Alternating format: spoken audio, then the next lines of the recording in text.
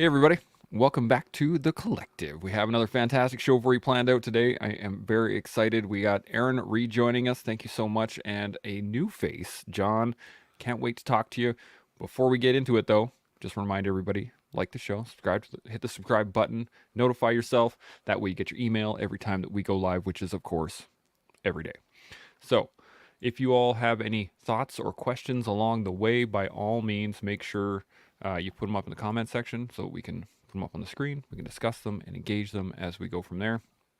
And before we dive too deep into the conversation, John, give us a little 30, 45-second who are you, where you come from, all that good stuff. Good, the elevator speech. So I'm Jonathan Pope. I'm one of the co-founders of Building the Elite, along with Craig Weller. So we published a book about 4 years ago with the same name, and our specialty is preparing individuals for special operations selection programs, specifically, well, and in generally preparing people for high stress occupations, combining both the physical and mental aspect of performance. Awesome. And as we know, Sean is our resident fanboy here. I Last am. time he I just am. like out of nowhere, he went, there's the book. Yeah. I am a fan of the book, and and I said I wasn't going to fanboy anymore, but I'll just add this to what Jonathan just said.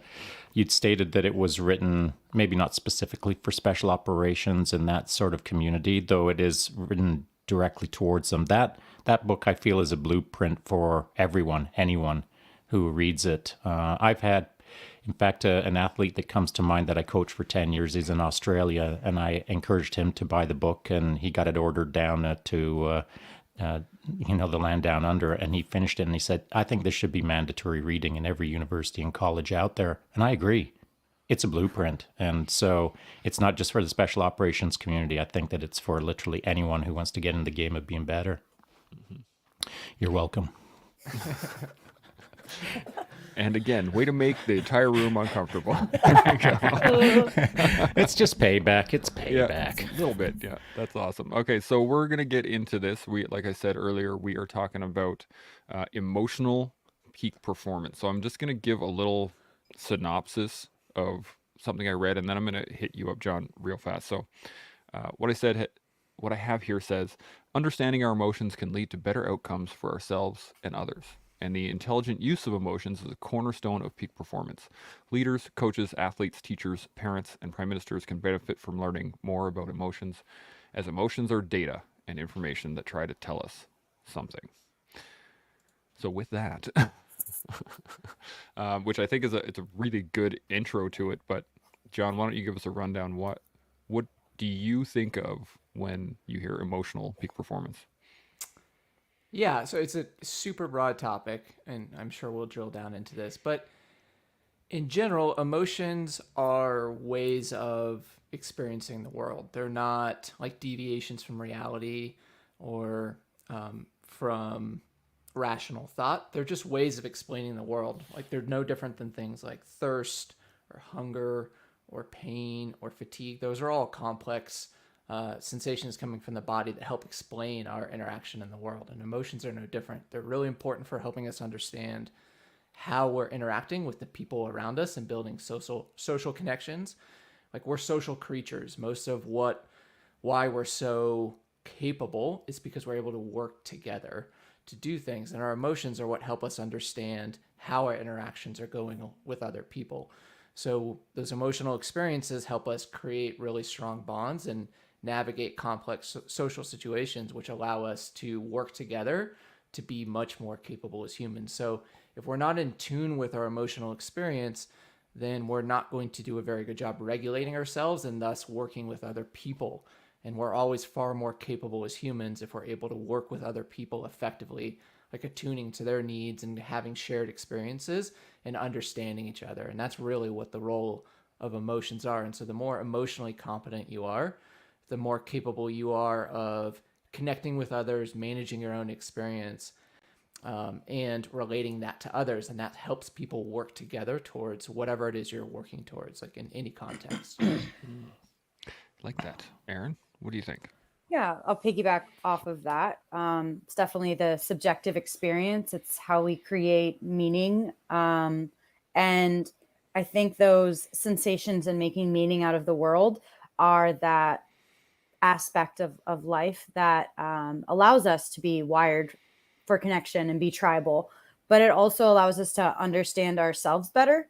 And I think that internal, like there's obviously introspection, but the introspection and like that really being able to look within is really important for understanding where you are in the world. It's attached to your identity, it's attached to your motivations.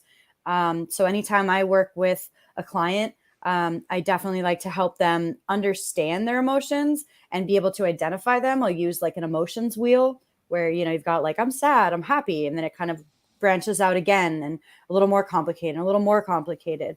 And being able to really pinpoint, is this anger from guilt? Is this anger from shame? Is this anger from sadness? And then being able to come up with an approach for how you're going to deal with it in the future. Also, when it comes to sport, like combat sports, I mean, being able to identify your own, but also identify emotions in another, like if when to unleash, right? Do I see that my opponent's hurt? Cool. I'm going to go in and I'm going to actually, you know, use all of my energy to go in for the kill.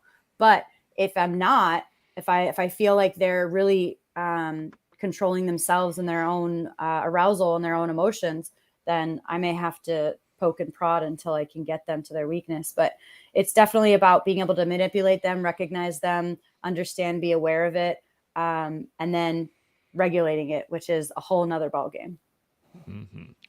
Not entirely different game. Yeah, Sean, any thoughts?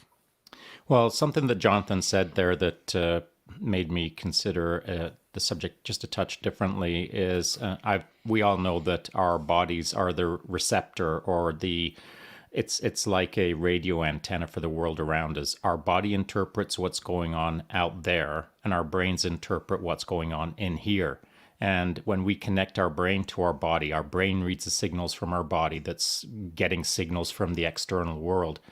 We can, just Jonathan said, if you're thirsty, and what I thought of was me holding a canteen at the end of the day, a canteen that doesn't have any water in it, and I'm thinking like, man, I'd love to get some more water right now. So the external aspect of my body at that point is I've got an empty canteen with no water in it and I'm freaking dehydrated.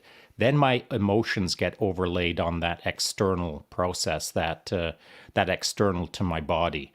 If I'm getting shot at, then the bullet doesn't have any ill will towards me, but my brain will interpret that external stimuli and then overlay an emotion on it. So depending on how long you've been in the game and how much adversity you've faced and how much external signaling you've processed, it's then your job to figure out how emotions play into all of that. And if you're 20 years old, you're going to have a different signal transmission interpretation than if you're 60 years old, if you've both been active, as it were. And so I think that in order to better understand, and we're talking about emotional emotional peak performance. In order to understand your peak, you've got to understand your baseline. And so if we can start the conversation, generally speaking, at a baseline, I would say that one way to figure what your baseline is are you happy or are you sad? Those are super simple signals, happy or sad. And then you can break that down into all kinds of nuances. But initially, I think to begin the conversation, I'd like to talk about how to establish a baseline of emotional intelligence or a baseline of emotional performance so that then we can talk about how to peak it up. Does that make sense? Absolutely. Well, let's go to, I'm going to come to you, John, in a real quick second. I just want to remind everybody that's watching, by all means, put your comments in the section here and we can discuss them. John, what do you think about setting a baseline? How do we do that? Yeah, and well, just to piggyback off what Sean said, I mean, our general performance model is always under stress inoculation. So you have to be able to do something really well in a non-stress state before you develop competency in increasingly difficult situations.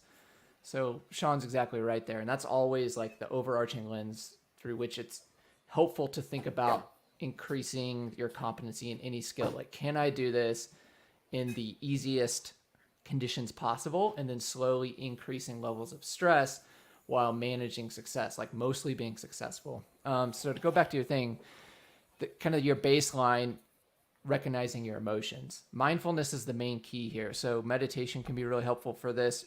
Mindfulness is just objectively taking a step back and looking at what you're feeling. It's your thoughts, your emotional state, internal sensations. And so your attention is like the spotlight, and that's what you're using when using mindfulness. You can shift that spotlight to different things. You can tune into what's happening in your mind. You can tune into sensations in your body. You can tune into external sensations. And so getting skilled at utilizing your attention is really the first step. If you don't have that, you're never going to get to these more nuanced downstream things, because that is always the first step. If you don't know what's happening in your own body or your own mind, you can't change it. And so first step is developing mindfulness and getting better at just understanding what's happening in your own body. And emotions are a combination of things. They're affect, which is just your general sensation throughout your body. So I think it's valence and I can't remember the other one. Either way, it's basically like how pleasant or unpleasant you're feeling and how agitated or calm you are, right? And those things combine together with meaning to create your emotional state. And so that's what Sean was talking about. There's this huge continuum, right? From like anger, sad, happiness, and then you can get really nuanced in between. But the first step is just literally tuning into how am I feeling? Am I agitated? Am I calm? Do I feel generally good? Do I not feel good? Where in my body do I feel this thing? And then what thoughts are going along with that? And that's the first step. You just have to get really good at tuning into your own experience and not hiding from it, including the dark places and good, bad, indifferent. It doesn't really matter. Mindfulness is by default objective. So your goal here isn't to be reacting to what you see. It's just to be curious, take a step back and acknowledge and just tune into that experience and see what's happening. I like that a lot. Aaron, you got anything to add on to that? Yeah. With mindfulness, I think the easiest way would be just be present, which is obviously hard to do if you're thinking about, what I did before this or what I'm going to have to do, or maybe that argument that I just had prior to, which I didn't, but if I did, having an argument before I came on here, I might not be as cheerful because that's going to be in my head. And it's very, very hard to simply just clear your head. But, one of the things that meditation is very hard for me, ADHD and whatnot. But when I found that if I thought about a thought that came in on a cloud, I would be able to have it come in. I see it, I acknowledge it, and I exhale and I blow that cloud away. And now, okay, if something else comes in, that's great. It's just passing through. And so what that gives me is this keys, wallet, phone kind of thing of going, what am I thinking? What am I feeling? How's my breathing rate? How's my heart rate? Where is the tension in my body? You can do progressive muscle relaxation. There's a lot of different tools to get into your body and also into your mind. But asking yourself, what am I feeling is a great start. But that's why I brought up the emotion wheel so early, because people don't know how to identify it. They're like, I don't know. I'm tense, I believe the inability to recognize or identify emotions is alexithymia, I believe. And I think that a lot of people do have elements of that just because they were never taught. So if you were never taught how to identify an emotion in yourself, especially if you're a male, that's going to be an issue. You were never given the tools. It was just, you're fine. And then you're like, I'm fine. And then you can no longer go in and say, you know what? I'm not fine. This is why, because you've already, whether it's that stoicism or that, like, I've got it. And so emotions are definitely going into, how do I really feel? Despite what someone else wants me to feel, despite what I'm supposed to be, that role I'm playing, you really have to acknowledge it and accept it. So a lot of what I do is acceptance and commitment training, because being able to accept that you're going to have negative emotions is one of the hardest things and the best things you can do for yourself. A lot of cognitive behavioral therapy came about and was like, you know what? You don't have to think about it negatively. We can just put a positive spin on it. And a lot of the critique is that it's gaslighting. You're gaslighting yourself into being like, I'm totally fine. This is totally fine. And if you don't believe it yourself, it's not really going to matter. And so that ability to say, you know what, this is really not good for me right now. I'm not having a good time. However, this is the deal. I'm in it. I'm here. I don't have to worry about what's going to happen after. I don't have to worry about what's going to happen before.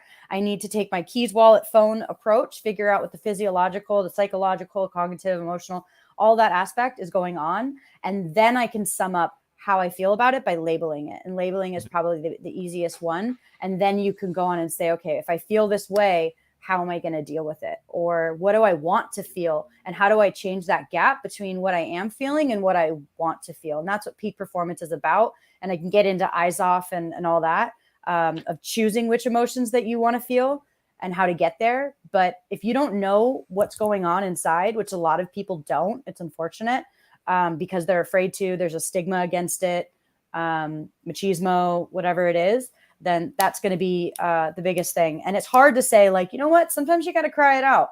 And they're like, what? There's no crying in baseball. So there's all of these aspects that are just not conducive to being in emotions. And I think the one thing that comes up is Anchorman, when Ron's like, I'm in a glass case of emotion. It's, some people think that being emotional is being unregulated or being not in control, but really just letting it and feeling it is a part of the human experience. Absolutely. And we will dive into that definitely for sure. The thing is, this is such a large topic, right? we took peak performance and broke it down into a 7-day piece. And I mean, I'm sure we could do that with every single one of these small snippets that I've put together too. So let's see where this goes though. Sean, what do you think on setting a baseline? Going back to your own question, what do you think? Yeah, sure. And I threw out the question, but with not a lot of thought, because I was curious as to what the guest panel had to add to the topic, and it was good because it helped me form a couple of things. Something that I thought about based on what John said initially was being mindful. The irony of it is when so ironic. I had nothing to do with podcasting. I did not want to even come even within a grid square of podcasting. And then the first podcast I went on was with some goof called Chance Burles, who said, would you come over here and talk about a subject called mindfulness? I was like, mindfulness? What are you even talking about?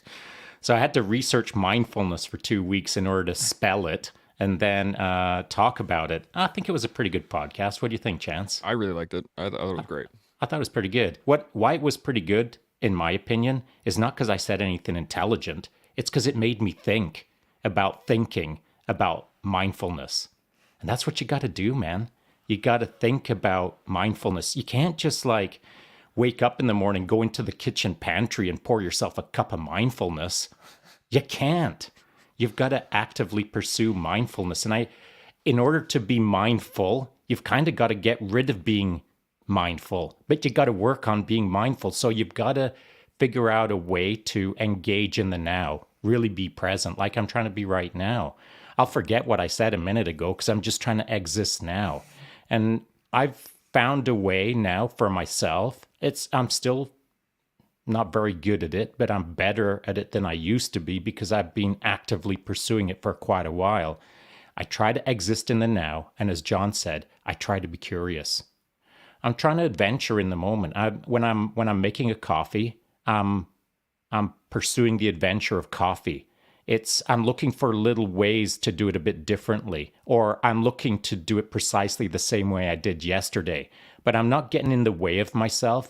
I'm almost a passive observer of the subconscious processes that I'm putting in play, and as they unfold in front of me, I'm observing myself, not from outside of myself, but simply observing myself and how I am in the now. And as I'm neutrally exploring the moment, being a little bit adventurous, for lack of a better term, I'll get a read on myself. Because by being in the now and not pursuing outcomes in the now, just letting them unfold, I find that it strips away a lot of the white noise, and I get a good read on myself right away once I enter into that mindfulness now. To Erin's point, I think she's right. I feel the same way. And I don't have any science to back it up, but I just think that people don't have a very nuanced understanding of emotions. They categorize maybe 4 emotions And you're either this, or that, whatever those things are. And they never dive any deeper. They never look at the nuance of emotions. They never look at the difference between kind of happy, not really happy, mega happy, all of the happies. There's lots of happies in there, and they're all different signals, not just one signal. And so that takes a little while to figure out. But the only way that you can figure it out is to start considering what your baseline is. Am I happy or sad? Maybe 2 weeks later, you can think about, well, how happy am I versus just happy? Am I kind of happy, more happy, mega happy? All of those things. Start dialing into the nuance. Now, when Aaron had said that the emotion wheel at its first level is really basic, even if that's the only understanding a person has, I think you have two responsibilities in now. You have to kind of disappear and simply be and do your best. And then when an emotion bubbles up, whatever that is, I'm kind of getting angry at my coffee right now because it's not pouring the way I want it to. Well, that's our opportunity to figure out why, what am I going to do with this emotion? Am I going to let it roll and see where it goes? And can I learn anything in that? Or am I going to shut it down and not deal with it and bank it in level 27 and deal with it in the future? There's lots of ways that you can play with that moment, that emotional moment. And I'm not going to say the right thing is to shut that emotion down. And I'm also not going to say the right thing is to explore that emotion, because there's times when you can't do one and you can't do the other. And those are very different times. So all I want to put across is when the emotion bubbles up, you've now got almost a binary option of deal with it or don't deal with it. And of course, there's more nuance to it than that. Yeah, there's quite a bit to that. And I have a question here from Tanya that I want to touch on that goes along the same lines. And it's interesting. I love the point that you made, Aaron, that most people aren't taught how to deal with their emotions. And I was thinking about it, about how many times I had a conversation with my parents or any sort of adult figure as a child about how to deal with my emotions. And I came up with 0. Right? So Yeah. it's not surprising that this is an issue amongst not only men, but just people in general. Now, Tanya says this. She says, I'd love to hear your responses to how activities like BJJ and selection bring your emotions to the surface, especially if BJJ selection was the first time the ego self veneer was broken down. And the reason I brought this up was to your point, Sean, that if you can first start understanding, like, oh, I'm having an emotion. Okay, I'm going to deal with this in a second, and I'm going to figure out how to deal with it.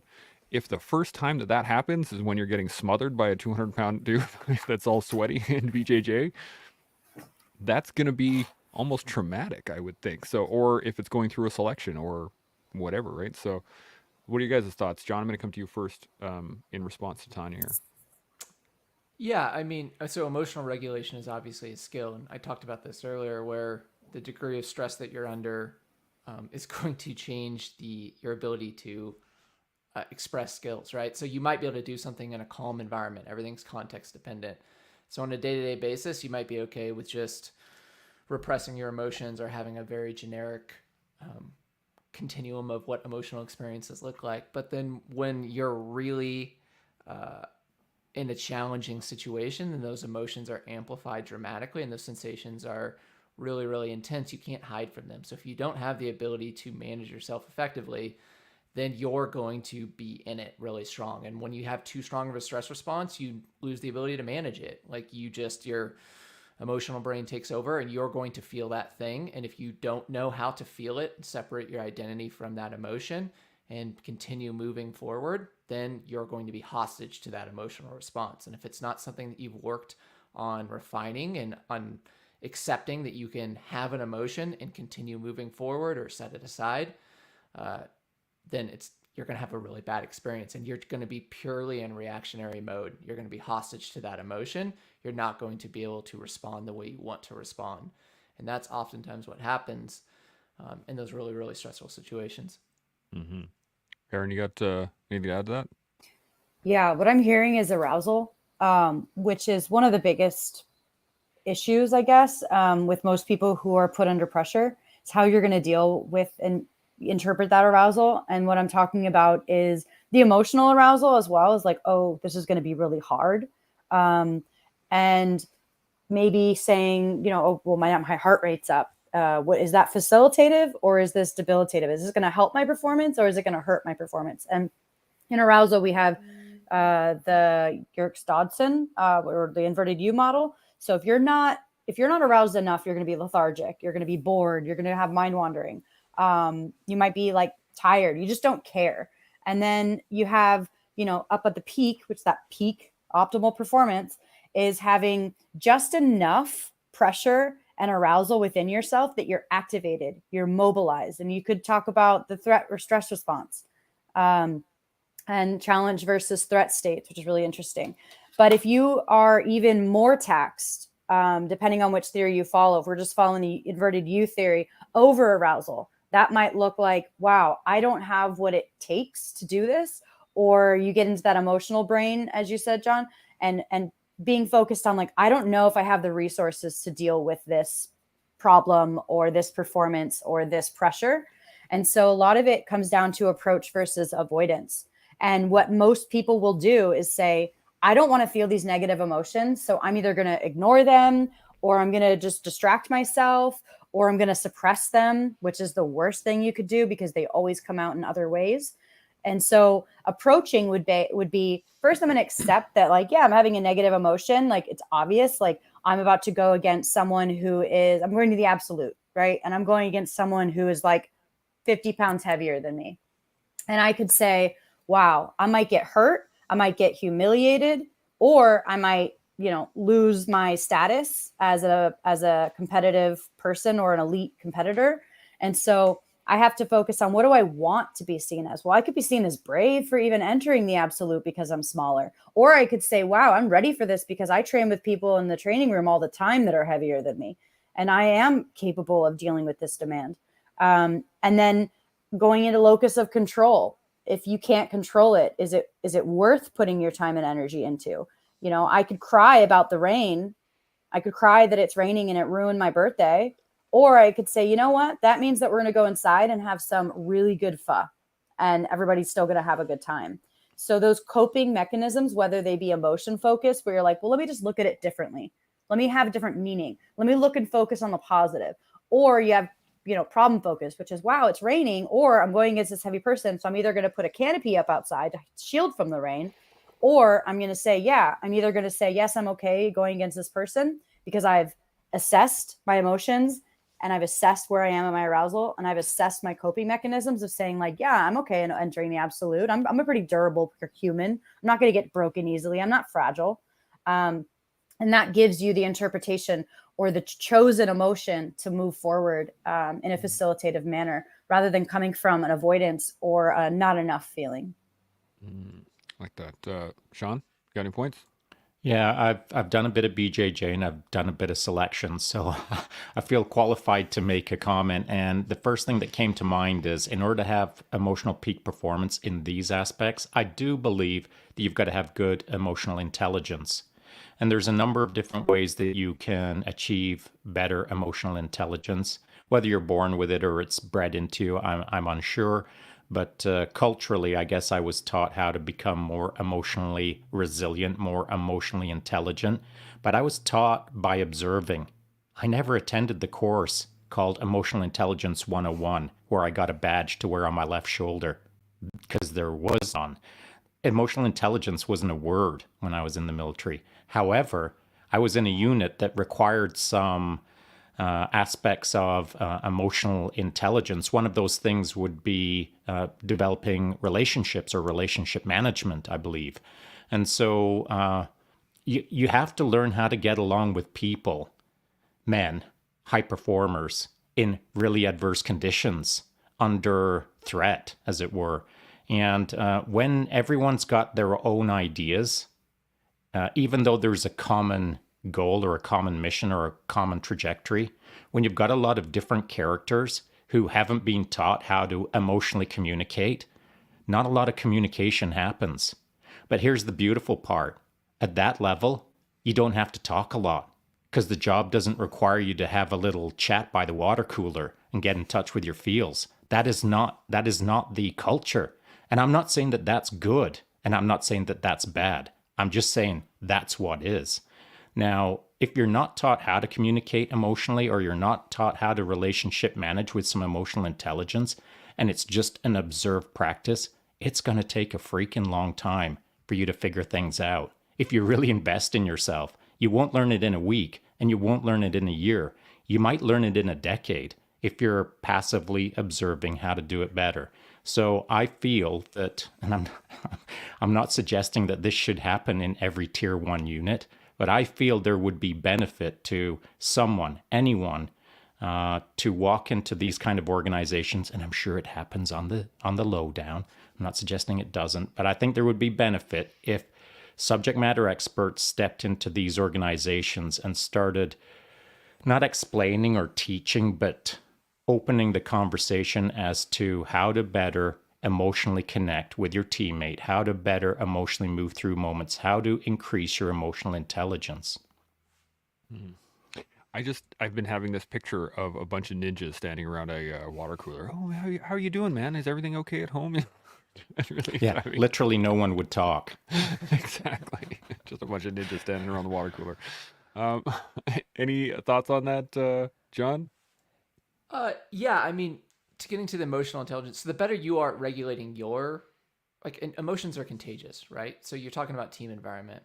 If you are good at managing your own emotional experience and you're intentional in how you're directing things, so even if you're having an intense experience, but you're curious about it, and you can shift your attention and your focus and have like a neutral or a fairly positive emotional state going into that thing, then that's going to resonate with everyone around you, right? That doesn't mean you have to talk about your emotions. It's simply everyone else attunes to that, and it allows people to communicate a lot more effectively, and it helps them regulate their own emotional response. So that's where leaders, we've all been around this. Like there's like natural leaders, and they're the person who's calm in a challenging situation. It helps calm down everyone else in that group. It's because they're regulating their emotional experience.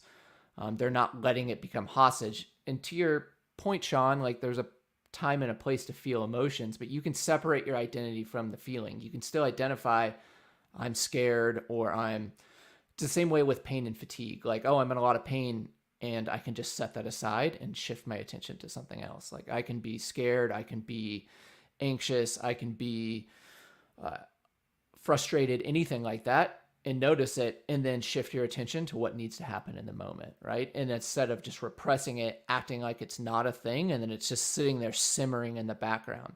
And then another thing happens, and then oftentimes emotions cascade. Like you go from like annoyed to frustrated to angry to furious, right? Like you're like riding a wave because you just keep ignoring it, repressing it, repressing it. And it's not helpful. If you just acknowledge it, okay, I'm feeling annoyed, I should be annoyed. X, Y, and Z happened. It doesn't matter. This is what I'm going to focus on. Reframe, change your emotional state.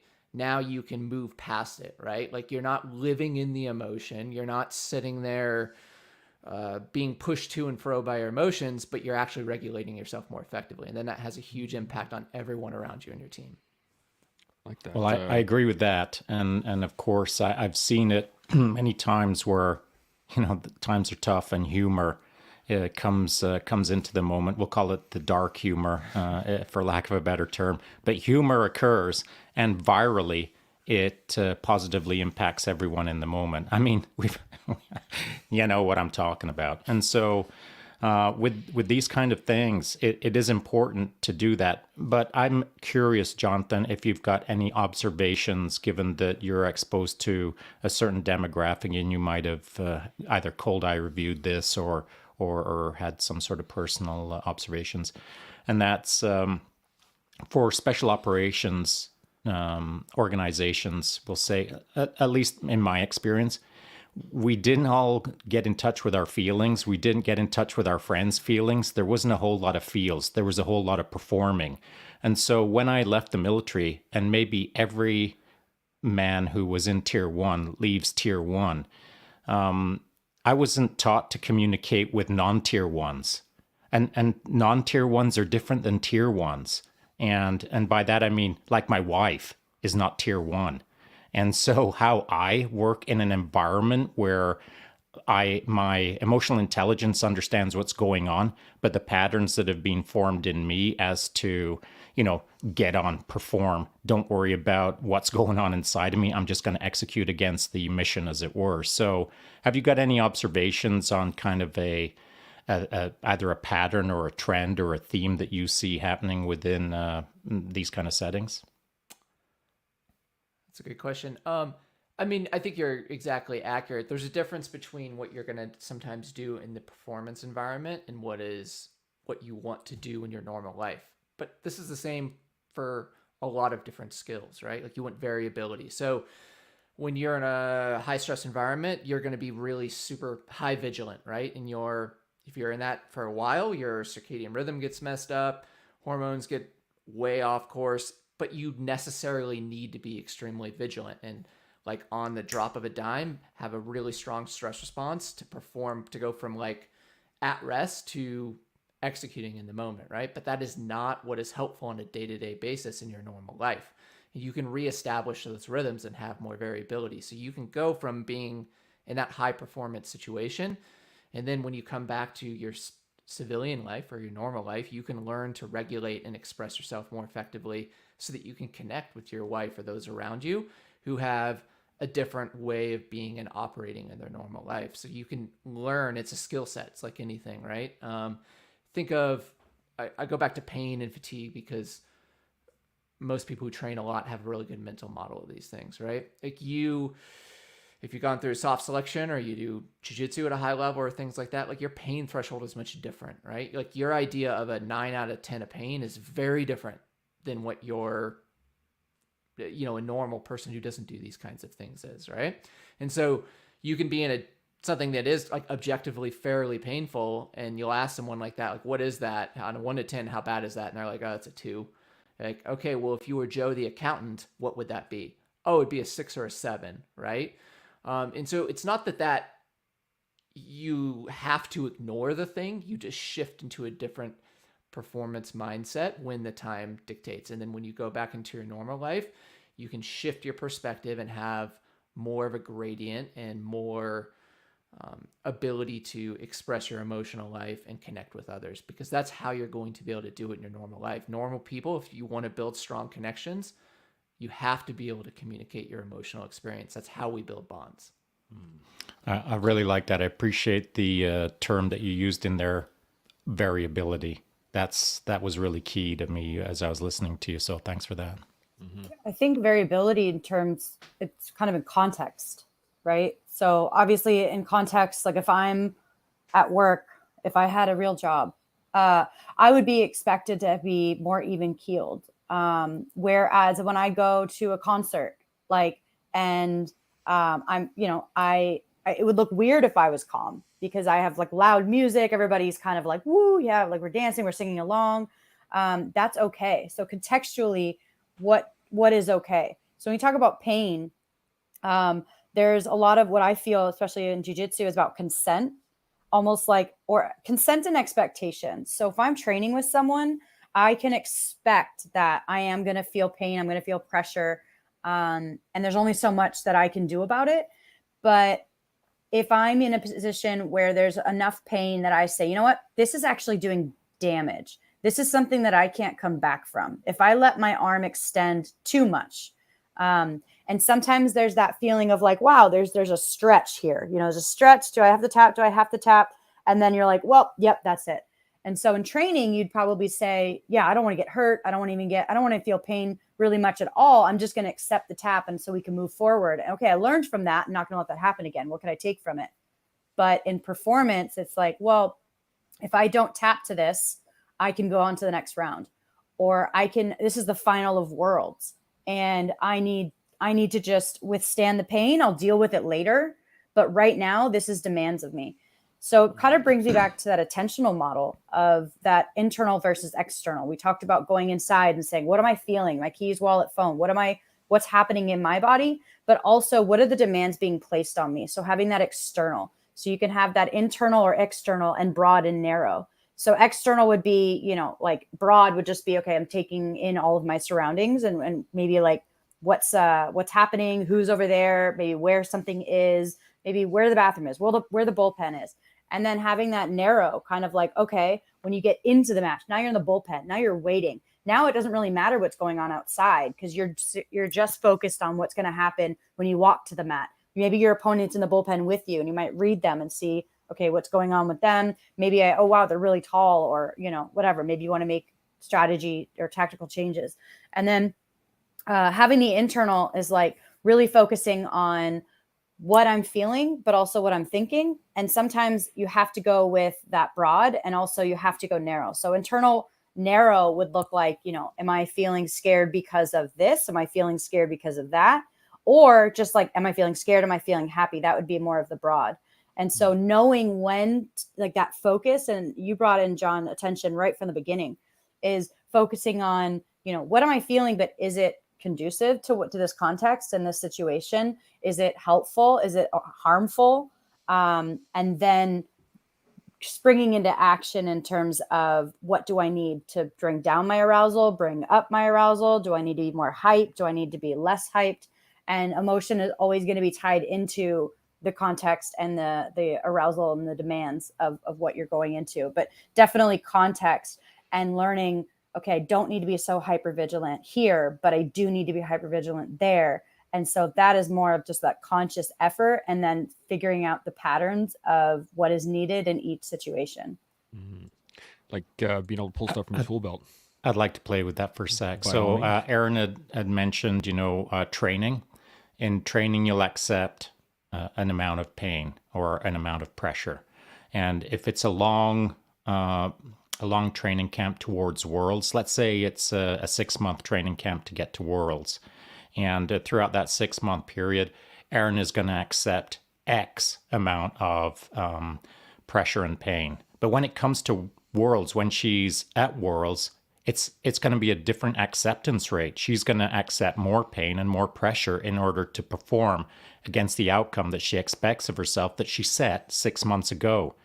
So now I'm going to play with this, because I think that I was going to say a lot of people. I think some people who need to really get to work on improving their emotional peak performance consider their day as a training day, where they're going to go in and they're going to get to work a little bit, but only a little bit, I'm going to call it, because that's safe for them. And that's cool. That's cool. However, I'd like to posit that those same people need to start treating emotions like it's a Worlds, where they have to get the sense of urgency and the sense of just go a little bit harder on their abilities to become more emotionally robust, or create more of an emotional peak performance, or create more emotional intelligence by studying their daily emotional lives as if it's a Worlds rather than it's a training day. Because we all know how it goes. On a training day,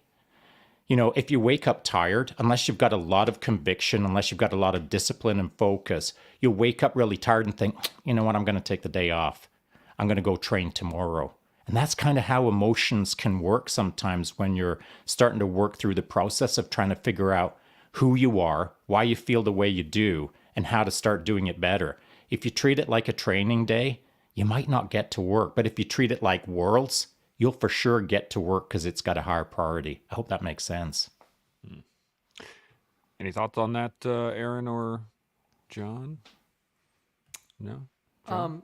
Yeah, I mean, you change through experience, right? So you can intellectualize all this and think about it and all of that. But at the end of the day, if you want to become more capable, you have to change your experience. So that means you have to put this into action. So you have to take the things that we're talking about here, or whatever you learn anywhere else, and then you need to go and experience that in a new way. That's the only way you change your default pattern moving forward. And to your point, Sean, if you want to be more capable over time, I've kind of brought this up a few times, it's this stress inoculation model where if you're comfortable, you're not growing. So you need to be right at the edge of your capacity, where you're uncomfortable, but you're not overwhelmed by the experience, to where it's difficult and you're having a new and novel experience and you're learning from that and you're applying something.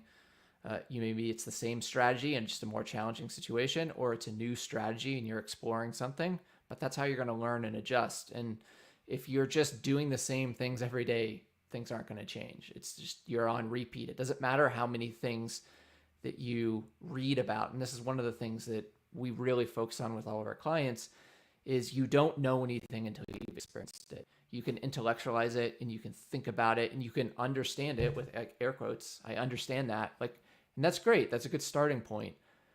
But you don't know it until you've done it. So you have to just go do the experience.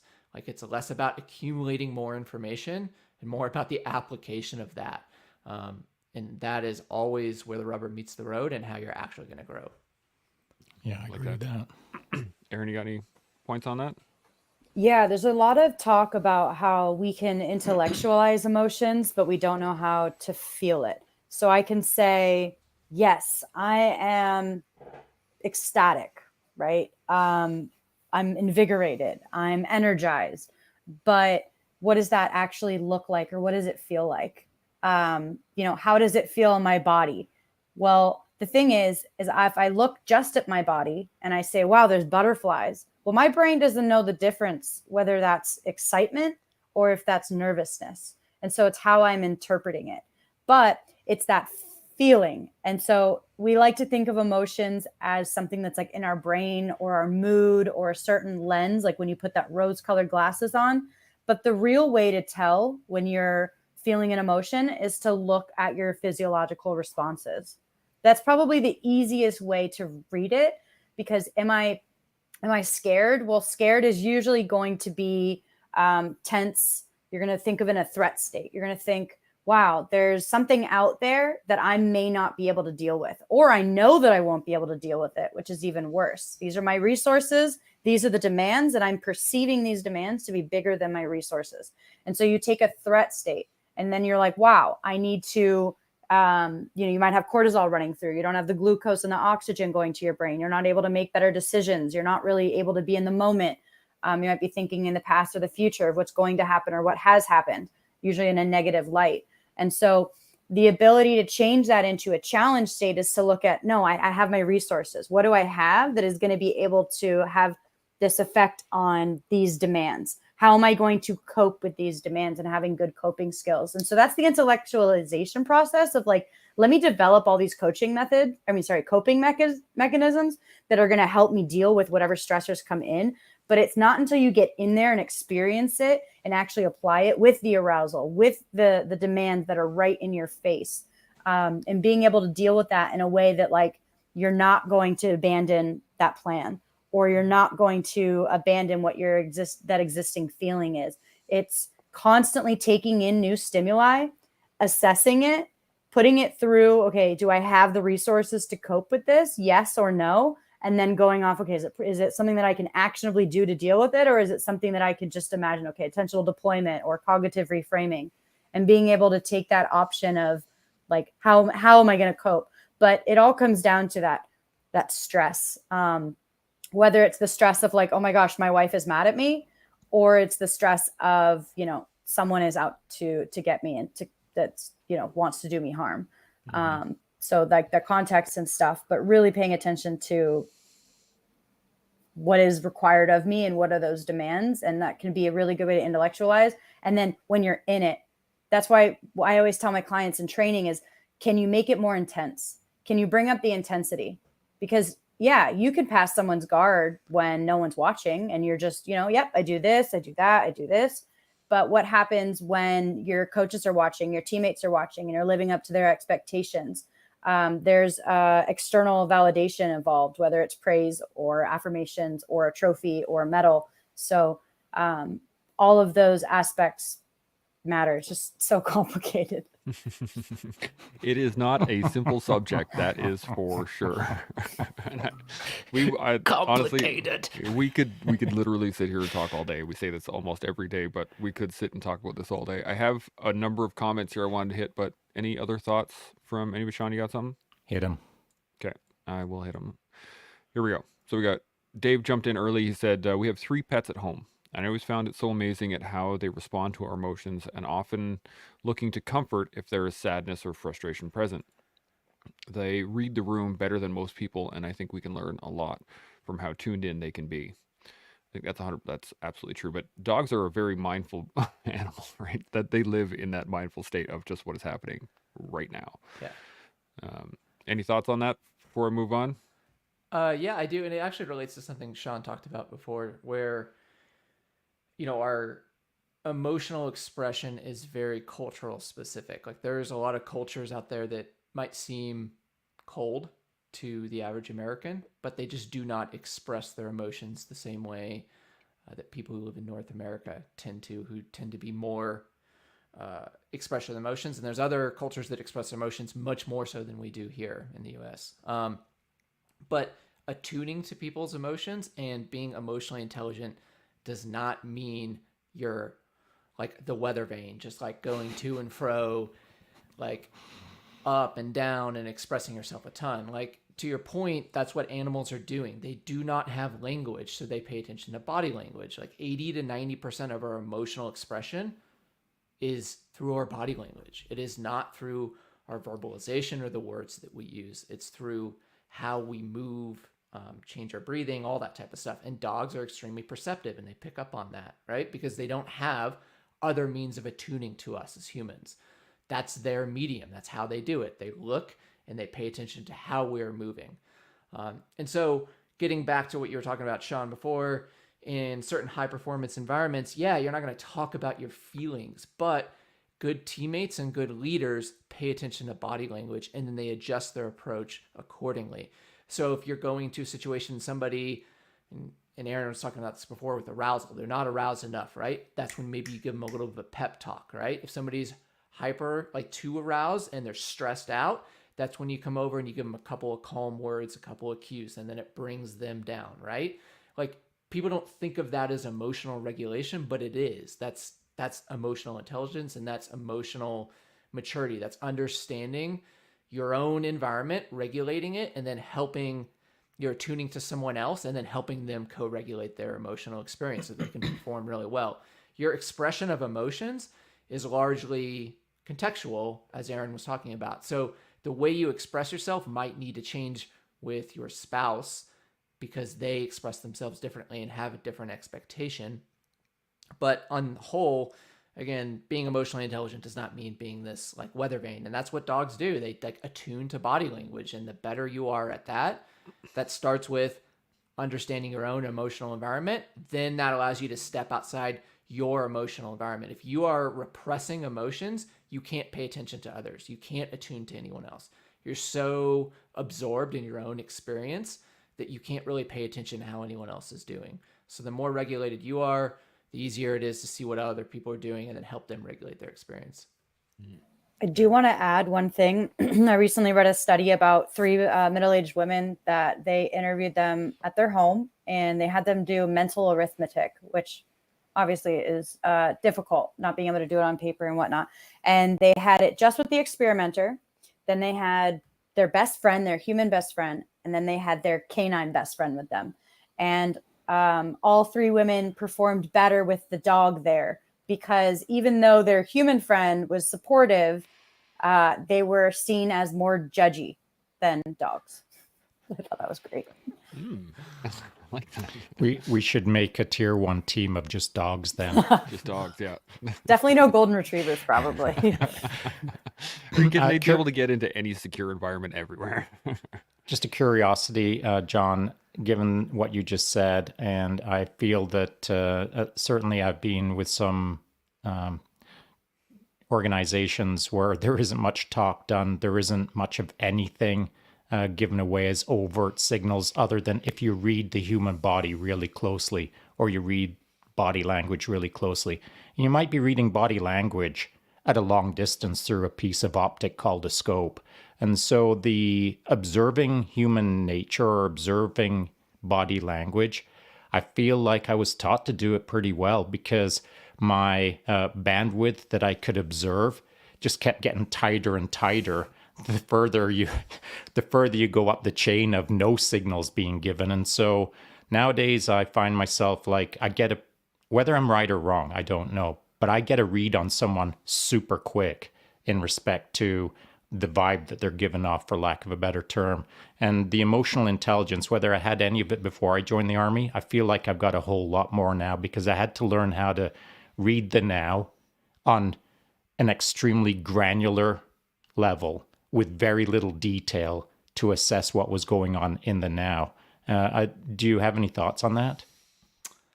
I mean, no other than I agree. I think having children, and I know, Sean, you have kids, right? I've got a couple, yeah. I mean, because they're just mirrors, right? And your dog is a mirror where they're reflecting your emotional state back at you, and your ability to attune and regulate them is based on your emotional control and range. And so, if you're really dedicated to being a really good parent and trying to do your best, then oftentimes it's a big challenge because you react a certain way, and then your child feeds off of that.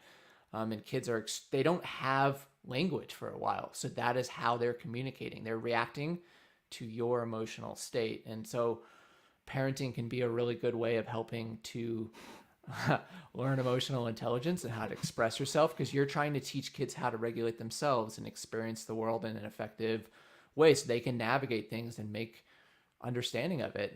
And so I would imagine it's probably a combination of your experiences, Sean, that's probably led to that. Yeah.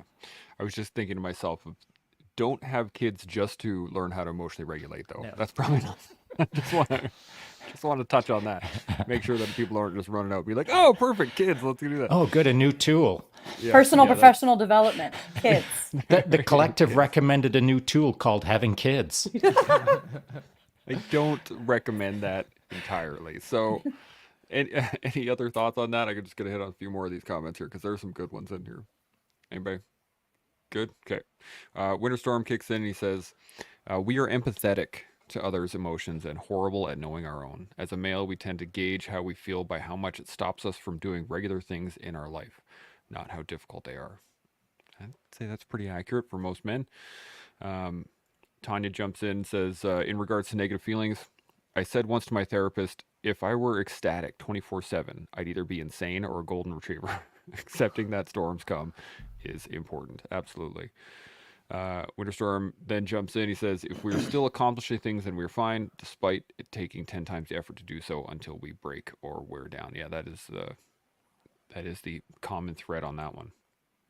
Just keep swimming. Just keep swimming. Yeah. Duh. Eric Lister jumps in. He says, to Chance's comment, most people are not taught how to deal with their emotions. I would agree, but say that they are taught just inadvertently and ineffectively. That's a much better way of putting it, for sure. And he continues, which can be confusing later in life when you're trying to sort out some sort of emotional problem, not understanding the patterns you've already been ingrained with and subconsciously practicing. Great point. And last couple here, Tanya says, I treat social interactions like positional sparring.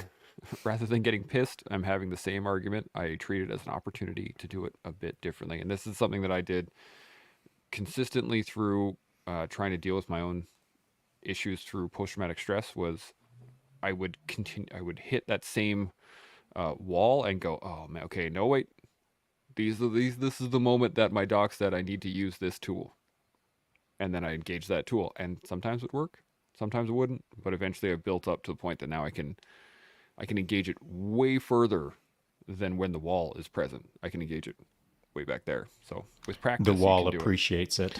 It does. So does my head. It hurt. Last two comments. Cody says, sorry I'm late. And Tanya jumps in and says, Cody, you owe Sean burpees. So True. there you go. Now let's, we're just about at time here. So I know there's a lot more we could go into on this topic.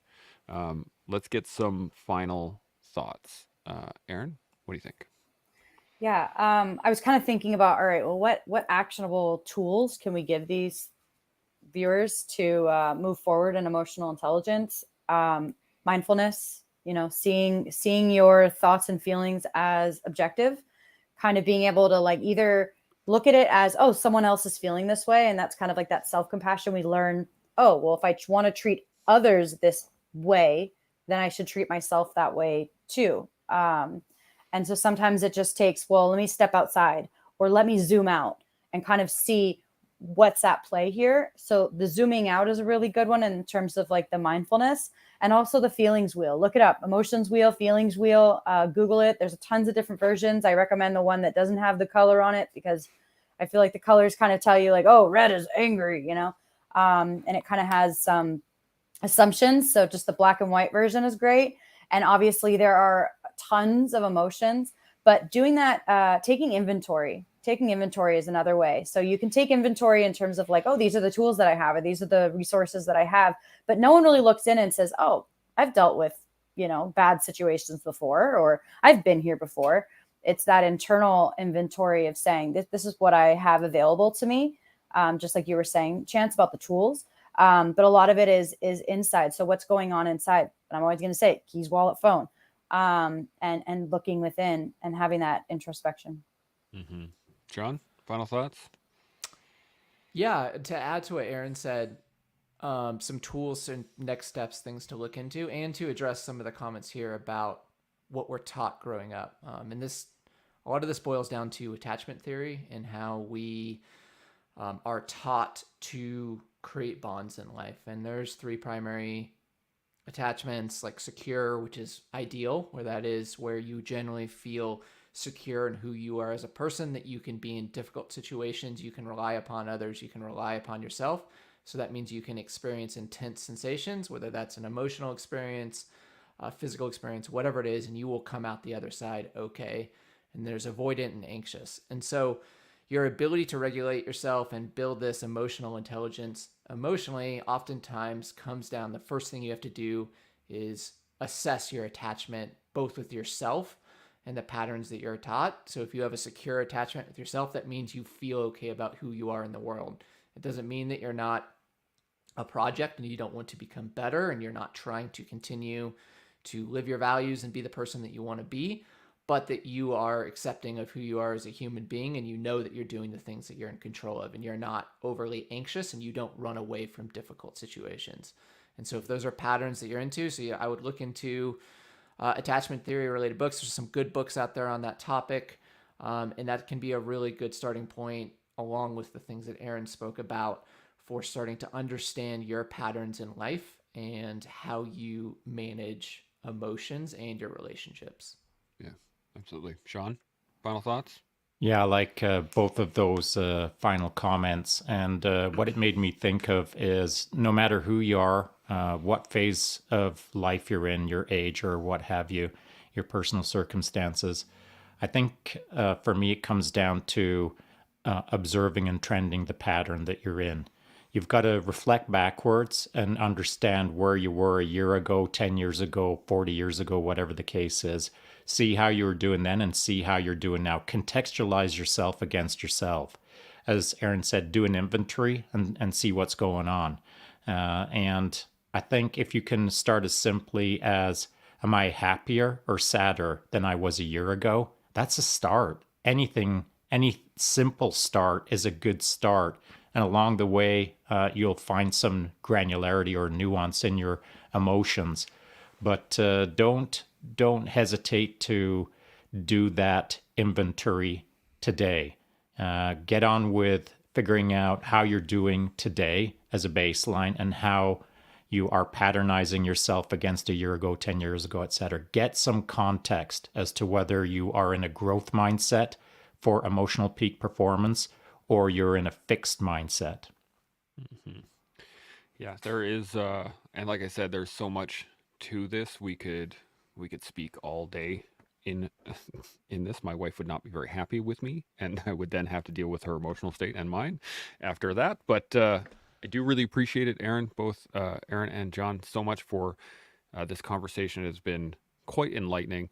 I used to think this for quite some time, and I always thought it was really neat, was the fact that I looked at emotions as energy.